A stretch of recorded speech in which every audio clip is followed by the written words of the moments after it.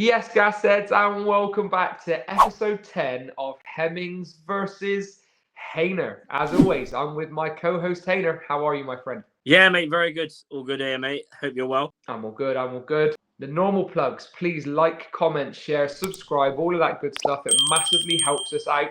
And thank you, as always, for the continued support on this series. Even if I am getting my ass handed to me, I appreciate it nonetheless. Listen, we will start off by talking about that Colchester away game. We both said that it wouldn't be easy, didn't we? We both said that the U's, they draw a lot of games. We didn't make it easy for ourselves with our performance in that first half. You were there, H. I'll come to you first. What were your thoughts about the game? And I know we're recording this now on a Tuesday night, so just 4 days afterwards. How do you reflect on it now? Yeah, pretty much similar, really, to what I said on Sunday. I don't think we were good. Yeah, it was one of those weird games, like you said. You know, we both said we would win, but we didn't think there'd be many goals. We thought it would be quite tight. Yeah, to be fair, went with the narrow formation, didn't really work. Almost really from the sort of the first few minutes, you could sort of tell, we were, miss kicking clearances, not getting the ball down and playing properly like we have been over the last couple of weeks. And yeah, to be fair, credit Colchester, even though I thought we were poor, and that's, fair enough. We haven't had an off day in a while.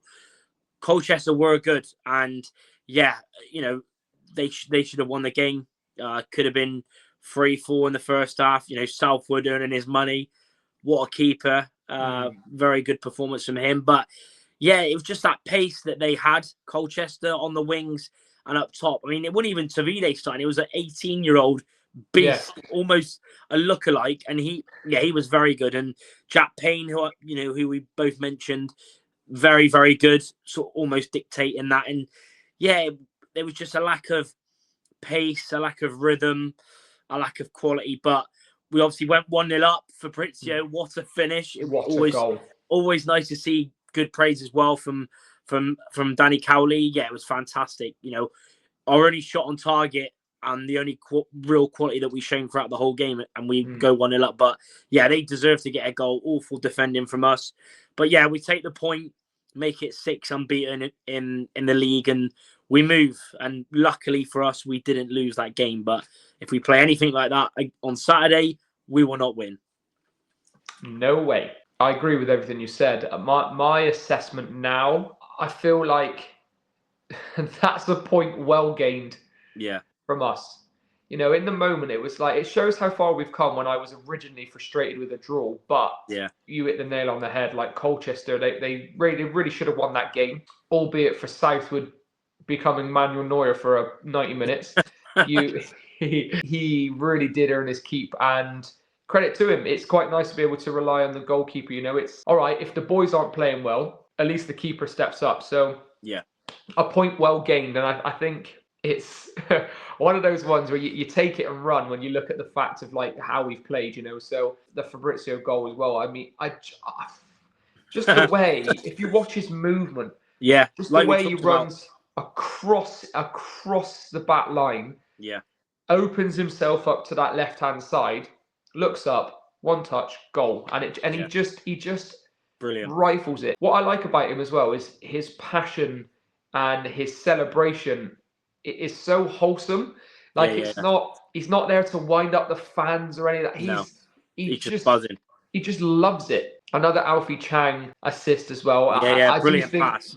A brilliant pass. There were a few players that had some sloppy moments, but that was a real moment of quality. So if we're going to praise anything, we'll praise that. Yeah, we couldn't quite get our foot on it. We didn't really look up for it. Colchester, I mean, in that first half alone, I remember I tweeted at halftime thinking, how are we in this game? Yeah. Like that they should have absolutely done us in. I will say credit as well to Danny Cowley, because it's always really nice to see that from managers as well. You've got to credit Fabrizio, and what did he say? Premier League finish or a Premier League goal or something. I feel if Fabrizio carries on, like we could be we could be earning some good money off of him. But listen, that's besides the point. I think The one big downside to that game, and I'm sure you know where I'm going with this, is the Promise injury. Yeah. You see it in the highlights, even in the highlights of the goal. You can see when Fabrizio absolutely twats it into the back of the goal. Yeah. Promise pulls up, and you think, oh no, because it's that leg again, isn't it? So the club have been pretty quiet about it. If it's a big injury, and he's out for months again, he's been playing so well, Char, on that wing, and he's such a handful. So I'm really hoping that it's not too substantial. But what we said that 3 times last season, and every time it was. Yeah. So you have to go with the kind of odds there. Yeah, I mean, at the time, I didn't know what happened. It wasn't until, like you mentioned, when I got back at quarter 10 o'clock and I seen the highlights, and yeah, like you said, when Fabrizio rifles it, Promises trying to run in at the back post in case the keeper saves it and it spills to him or whatever, and you can just see him pull up and touch the back of his hammy, and it feels gutting because, like you said, he's already had quite a few of those last season, sort of the same sort of injury, same thing over and over again. And I really hope it's not, substantial. I mean, we're getting to our lineup soon, but I still don't know what I'm going to do, by the way, with my lineup, because I can't figure it out. Yeah, it's a real tough one, and I'm gutted. Obviously, we don't know the length of time yet he's going to be out for, but I hope it's not long. One thing I will say is, I almost feel like we should have gone a little bit. And I'm not blaming Dow because it's a hindsight now, but he's literally stayed on for every game. We've not taken him off. We maybe should have been a little bit more careful, but I'm not going to go too mad into that because I mean, Promise has been playing well. We're fickle, aren't we, as fans? Because if you look back in the moments when Promise isn't injured this season, you'd be annoyed if he wasn't playing him. So it's one of those, isn't it? Yeah. It's one of them ones. I think that the next couple of days that he'll get an interview, I'm sure he'll be asked, and I'm sure we'll get some sort of assessment because, oh mate, it's gutting for him. And yeah, I just hope it's not big. Talking about that narrow midfield as well, he seems to really like that at the minute. Like we saw it at Newport. Yeah. And I wonder if this injury to Prom will see him maybe change formation or try and, because you're going to want to accommodate Ellis and Fabrizio now, surely, but I'm not moving Fabrizio to the wing. But Ellis isn't a winger, so it's really tough to know what he's going to do. So I'm intrigued to see what you've gone for your lineup, but it's a tough one. Before we move on, however, there is some sad news we just want to mention. It's come out in the last 24-ish hours that unfortunately lifelong Rovers fan and a credit to the club in John Keys unfortunately has passed away. He did a lot for the community and much, much more. I mean, you could just read the testimonies about him on the Facebook pages and through people who knew him. I had the pleasure of meeting him 1 or 2 times when I was slightly younger. I think HAYNER's met him a couple of times as well. But yeah, we just want to say massive condolences to the family and everything. And hopefully there will be something on Saturday to condone the stuff that he has done for this club. Because, I mean, the meaning of Gashead, I mean, you look it up and it will say John Keys. Yeah, 100%. Yeah, I echo that. It's, really sad, obviously, hearing the news sort of late last night. And yeah, like you mentioned, you've only got to look at the messages, what people have said throughout all the platforms, really. I've met him a couple of times. I actually spoke to him a couple of weeks ago, and yes, it's awful. Like you said, he is Mr. Bristol Rovers. Like, he is just a brilliant bloke that's helped so many people and helped do so many things, whether it's through the community trust, the club, everything. So yeah, rest in peace, John Keys. Legend. We'll look at some more positive news, however, and that is Chloe Watts. She's a finalist at the Football Content Awards 2025. Listen, I'll leave the description and stuff where we can vote below. You need to support the Gasheads. Any Gashead, you want to support them. So she's done amazing work with her game too, and she walked kind of past me, and every time we see each other, say hello. She's as passionate as they come. So class. So I just want to say, well, Chloe, congratulations. That's a huge, huge, huge moment. And I'll try and we'll try and plug as many people to you as possible. And hopefully we can get you that win and you can bring it back to BS7. So congratulations from the both of us. And now we get into our Salford predictions. Now, Charlie said something very, very important. I said this on my match reaction as well. if we play how we played against Colchester, against this Salford side, we will get slapped. So I'm very intrigued to see what our match predict. Well, I know what mine is, but I'm very intrigued to see what HAYNER's match prediction is going to be. But before we do that, we need to look at scores on the doors. And I did scrape back a few points. Because we both went for the same stuff last week. So if I gained, you gained. So scores on the doors, and that is 25-13 to HAYNER. So you're still absolutely, serving me a good one. But I'm now past the double digits. So it was a bit tricky. I was tempted to go for a draw, but I wanted to back the boys. However, we're still unbeaten in the league. We're still unbeaten. And I'll take that. It's a good building block. So we look forward towards Salford now. When I tell you they're flying, they are flying. They have played 9 games, won 6, drawn 1, and lost 2, scoring 16 and conceding 11. I think they score 1.78 a game. Now, one thing that I do find interesting, they've only kept the 1 clean sheet. Yeah, they always. So they don't keep many clean sheets. They score, but they also concede as well. So we've kept 3 clean sheets. So we're like triple the amount that they've kept. But they've won their last 4 in all comps. They've won their last 3 on the bounce, and they are putting sides to the sword. Really, they're looking fantastic. They can score late winners. They can batter teams. They can stay in games. They're just looking superb. So they will eat us alive. Now, HAYNER, you are actually up first for this. And as always, we start off with the match predictions. I'll come to you. Where's your head at? Because I have another feeling we've gone for the same prediction, but I will let you take this one. Yeah. Well, I was going to say before, from now on, starting today, should we do what we said about last episode, saying we're only allowed to have different scores, like we can't have the same. Say the same thing. Yeah, we can't say the same thing. Are you sure you want to go with that? Because I think it's a lot more sort of. Yeah, I think it's just better in sort of general like that. All right, fine. Okay, so, all right. So, but we can go for the same result, but not the same score line. Yeah, not the same score line. Yeah. Okay, fine. All right. Well, I'll come to you first then. Oh, this is really tough because, like you said, Salford have, they scored 9 goals as well in their last 3 games. Scored 3 goals in each of the last 3. So they're on fire.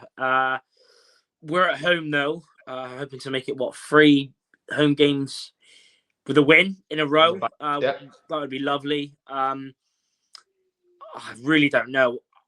I think we will win 1-0.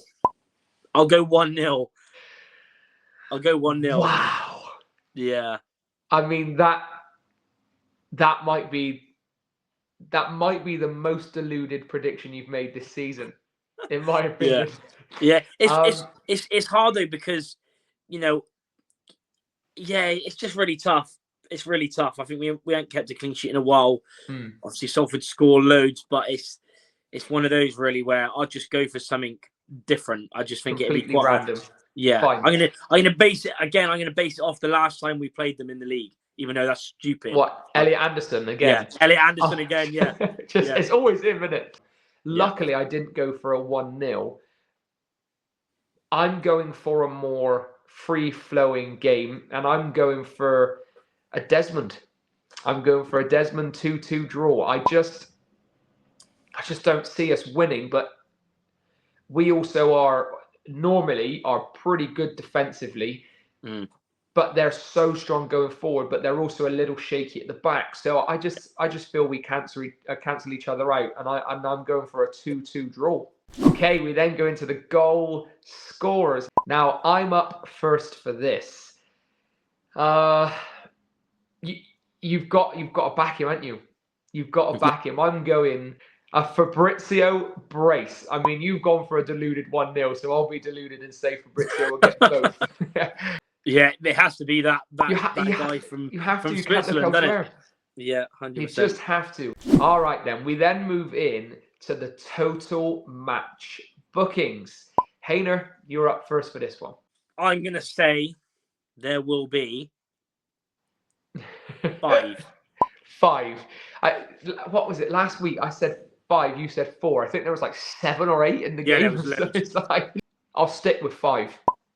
I'll stick with 5. Why not? We then move in to the big one, the one that gets you 5 points, the one that HAYNER's already got once this season. The minute of the first goal scored in the match. I'm up first for this. It was what, 40 minutes on the weekend, roughly. Yeah. Salford, though, because I look back at their results and I thought, so they're scoring early in a lot of games, and then they were scoring late. Then there was last minute. They're not consistent with when they score. They just score. I will say 21 minutes. Why not? I'm just guessing at this point, really. Yeah. I will say 28. Ooh. We then come to my favorite prediction, which is the crazy prediction. Now, this can be anything on a match day, such as the coach breaks down, you get served the cold pasty, or the game doesn't even kick off. HAYNER, you're up first for this. I'm so intrigued. I'm so intrigued because I'm not sure. I've got one of two. I don't quite know what to go with. You're up first. I'm actually going to go for one that doesn't even match my prediction. Okay. So I'm going to go with both teams to score from a free kick. Now, this could be either direct or whether it would be a set piece, but I've gone for that because, and I'll give my reasoning as well. So they've got Luke Garber. He's probably one of the best at free kicks in sort of championship lower down I've seen, right? And also Jack Sparks' due as well. Jack Sparks' due. Yeah, so I'll go both fullbacks, although Luke Garber plays as a centre half nowadays, to score from a free kick. Wow. Mine was going to be that Fabrizio Caven scores a header from a corner. But you've gone for one for set piece. So I'm going to put my other one out there, and you can tell me if I'm allowed it or not, okay? Bearing in mind, you are miles ahead. My prediction is Alfie Chang assists Fabrizio again. Yeah, that's fine. Is that allowed? Yeah, no worries. I'll take it. Alfie, and I'm not saying both, just one. Yeah, that's fine. Alfie Chang assists it probably Fabrizio will happen again. It probably will happen. Let's get into our starting 11 then. And I've just worked out, as I've been saying this, that I'm up first. This is so annoying. It's so hard because I wouldn't be surprised on like literally anything, because I wouldn't be surprised if he goes narrow. I wouldn't be surprised if this is the game to go and start from a free at the back, because Salford also play free at the back, and you could even see Fabrizio on the wing, whether he gives Freddie Azaka a first up, because Freddie Azaka is now like the only other winger we have fit, other than Luke Thomas. You need to get Ellis in the side, don't you? That's what I mean. It's tough. It's a tough one. It's so hard. It's really tough. I'm going to say, hear me out. So he's going to go a 4-1, 2 narrow midfielders, a 1, and then a 2. So a 4-1-2-1-2. So a diamond in midfield. So almost similar to what it was on Saturday. Exactly that. Yeah. But just no wingers. We're going to have no wingers in the. Oh, but no. But then it's tough, isn't it? It's so tough. Okay, no, I am sticking with that. And I'm going to go with same back four. You can't change it. It would be ridiculous. So Southwood, Maka, Kilgore, Lopata, and Sparks. God, it's like a broken record, that, isn't it? Yeah. McEachran, Chang, Conte. And then I don't know if I'm going LT in the 10, or maybe not even in the 10, or just in that little pocket, or Joel Cottrell. I don't know. Are you going to pack out that midfield? Are you going to have legs in there? LT? Oh, it's so tough. It's so tough. LT in the 10, and then Fabrizio and Ellis up top. So that's a 4-1-2-1-2. I think he's going to go narrow because I'm not sure he's going to trust Freddie to come in and play straight away against Salford. Like, you're not going to move Fabrizio out. I am tempted to go Joel Cottrell as well, but I also want the points. So I don't know if he's going to, I don't know. I'm going to lock that in. I've locked that in. That's locked in. Do you know what? I don't really want to do this. I would have maybe gone for a narrow, but for one, I don't really like it, and for one, No, I don't like it, but I think he's going to do it. Salford played with width and wing back, so it would be almost suicide to go narrow against them, I think. So for me, I'm going to say we're going to match up Salford and play with 3 at the back. But it's a hard one because Negru isn't back. You probably go with Taylor Moore as a right centre half, Alfie and the passer as the other 2 centre halves, Jack Sparks on the left, Sub Mills on the right. But then I wouldn't play a 10. I would play like 2 centre mids and a DM, literally the same as Salford. So was our Matt Butcher coming in? I was going to mention that as well. I would play McEachran sitting back the most. So now I would play Conte and Chang just in front of that, and then 2 up top, Ellis and Fabrizio. That's what I would do. Oh, it's so tough, isn't it? It's so, because in that weird how as soon as Promise is out of it, you're like, wow, I don't know what I'm meant to do. Yeah. How we've changed. You know, you've obviously got Shaq injured. You know, will Saturi be back? That might. Don't know what's going on with him. Yeah, I don't really know what's going on, to be fair. I mean, Neil will be thrilled if he's back. Yeah, 100%. Yeah. My only concern there is you need creativity, but if you lose the ball against Salford, they just turn it over so well. And Butcher looks great for them. It's just, and they tell you what, they also have my favourite player, or one of my favourite players in the league, and Osama Ashley. So, and at the moment, baller, he can't even get a game because he was doing really well in pre-season, but then he got injured, didn't he? That's why so he's coming back from fitness. Yeah, he can't get a game because everyone's being so good in that midfield. So it's they got bloody Udo's on fire as well. Like, it's just, oh god. You would go Taylor Moore over Mola, is that right, in that back 3? Yeah. I just think, well, Mola was actually in the stands on Saturday. I seen him. He was stood on the right of the away end, hood up, looked fuming, and he wasn't even in the squad again. So I'd go Taylor Moore in his preferred position as a right centre half. There we go, team. You heard it here first, and you heard it how hard it was to predict that. But I mean, one Promise injury, and it's like we don't even know what to do now. So I mean, that's just credit to how good Promise has been recently. Guys, that brings us to the end of the video. HAYNER, what are your final thoughts? Yeah, as always, keep up the quality support. The support that you've shown on the series and that you show both of us is class.